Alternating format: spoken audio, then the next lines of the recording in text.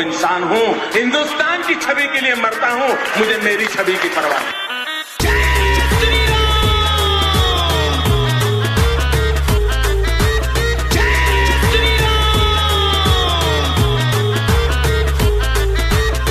मुझे बताइए, आप उसको मार गिराएं, आपको मालूम होगा वो दिन याद कीजिए।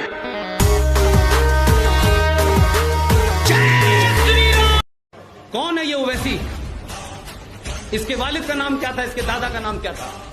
इसके दादा का नाम रिजवी था। रजाकारों की फौज हिंदुस्तान की फौज से लड़ने के लिए किसने बनाई थी? इसके वालिद सलाउद्दीन ओवैसी, दंगाई। जो लोगों ने हैदराबाद को पाकिस्तान में मिलाने के लिए 1 लाख रजाकारों की फौज बनाई, उसके वारिस भारत की पार्लियामेंट में खड़े होकर के हिंदुओं पे एहसान कर रहे हैं कि हम नहीं गए, हम तो यहीं रह गए। भाई चले जाते, हम कह रहे तो हमारे लिए मुसीबत खत्म हो जाती।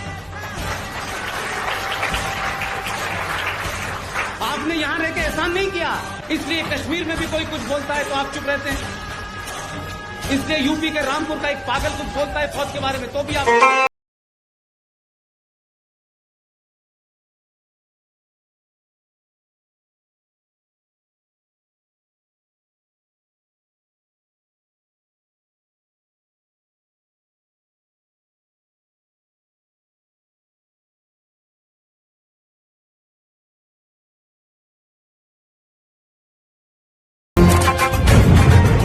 أهلي في بوادي الأرض هاوي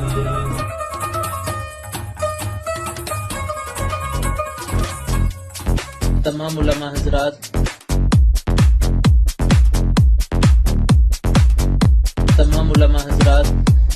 और अपने तमाम बड़े हजरात,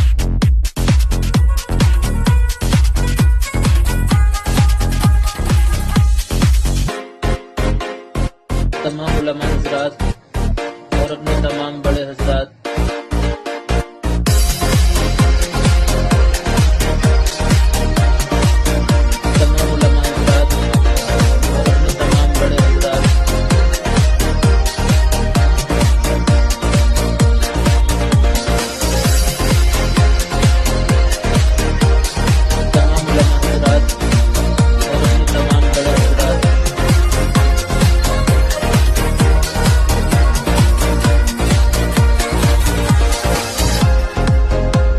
तमाम उलमा हजरात और अपने तमाम बड़े हजरात,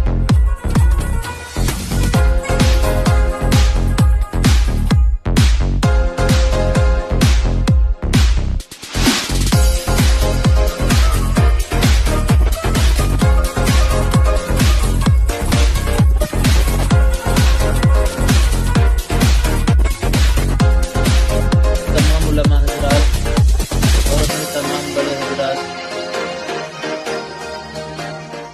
मेरा नाम पुष्पेंद्र कुलश्रेष्ठ है। पेशे से पत्रकार था। पत्रकारिता करने के बाद मुझे लगा कुछ विषय ऐसे हैं जो पत्रकारिता से हट के उठाने चाहिए, इसलिए मैंने इस्तीफ़ा दे दिया और देश के सामने, राष्ट्र के सामने जो ज्वलंत मुद्दे हैं उन्हें सिर्फ उठाता हूँ। सरकार किसकी है किसकी नहीं है, माने जाएंगे नहीं माने जाएंगे, इतना ही मेरा कार्य है। पत्रकार था, यहीं से मैं शुरू करता हूँ आज की वार्ता। पत्रकार था, फिर क्यों नहीं रहे? उसके पीछे कुछ खास वजह? नहीं, कोई खास वजह नहीं। मैं समझता था कि 20-25 साल पत्रकारिता की मैंने। प्रिंट में भी था, टेलीविज़न में भी था, BBC रेडियो में भी था और पाकिस्तान के पहले प्राइवेट चैनल का इंडिया हेड भी था। मुझे लगता था कि पत्रकारिता की अपनी सीमाएं हैं, अपने बंधन हैं, अपनी उसमें इकोनॉमिक्स शामिल है, मालिकों का रोल शामिल है, एडिटर का रोल शामिल है, सत्ताओं के साथ में उनकी नज़दीकियाँ शामिल हैं। जब आप इन सब के बीच में करते हैं तो बहुत सारी बातें जो आप देखते हैं वो बताते नहीं हैं, क्योंकि आपके अखबार की, आपके टेलीविज़न की अपनी एक एडिटोरियल पॉलिसी होती है और बहुत सारे मुद्दे इन कारणों से इस देश में कभी उठाए नहीं गए।